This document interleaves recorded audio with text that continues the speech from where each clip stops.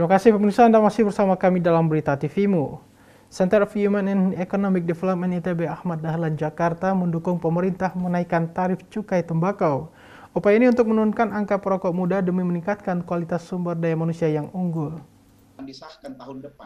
Center of Human and Economic Development Institut Teknologi dan Bisnis Ahmad Dahlan Jakarta menggelar kegiatan webinar lintas sektoral dengan mengusung tema kolaborasi riset dukungan kenaikan cukai dan harga rokok.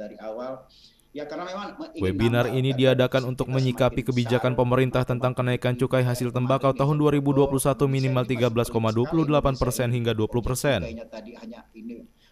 Saat ini peningkatan penerimaan negara secara signifikan sebesar 23,92 triliun rupiah sampai 30 triliun rupiah. Rektor Institut Teknologi dan Bisnis Ahmad Dahlan Jakarta Muhair Pakana mengatakan dukungan keputusan yang dikeluarkan oleh pemerintah mengenai kenaikan cukai rokok.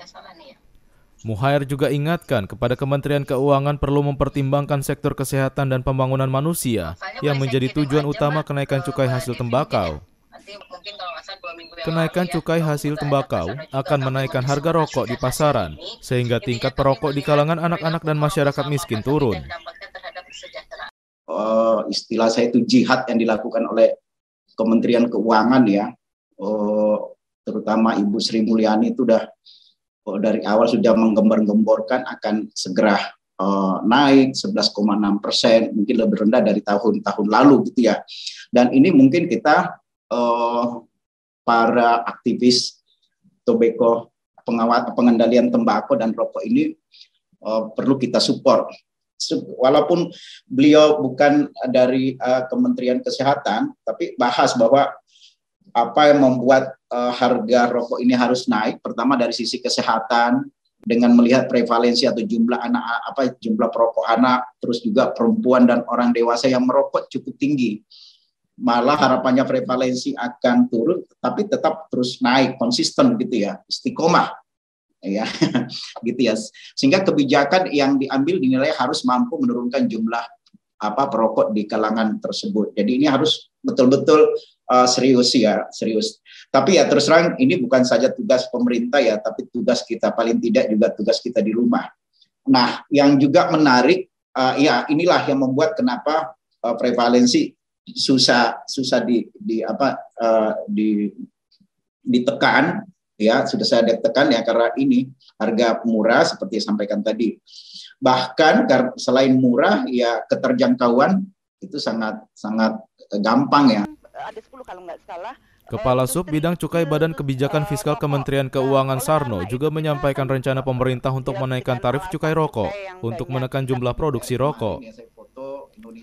Upaya penurunan prevalensi merokok ini untuk meningkatkan kualitas SDM dan menurunkan angka perokok anak dan remaja menjadi 8,7% di tahun 2024. Selama ini kita sampaikan, bahkan di simulasi kita pun kalau kita bicara terkait cukai itu hal mendasar yang sering kita lakukan dalam teks simulasi kita, bahwa kita kan punya target ya, target saat disampaikan oleh narasumber yang lain atau mungkin juga tadi Mbak Istiqomatul gitu ya, bahwa kita punya target adanya penurunan prevalensi di tahun 2024, yaitu anak remaja itu turun menjadi 8,7% gitu ya.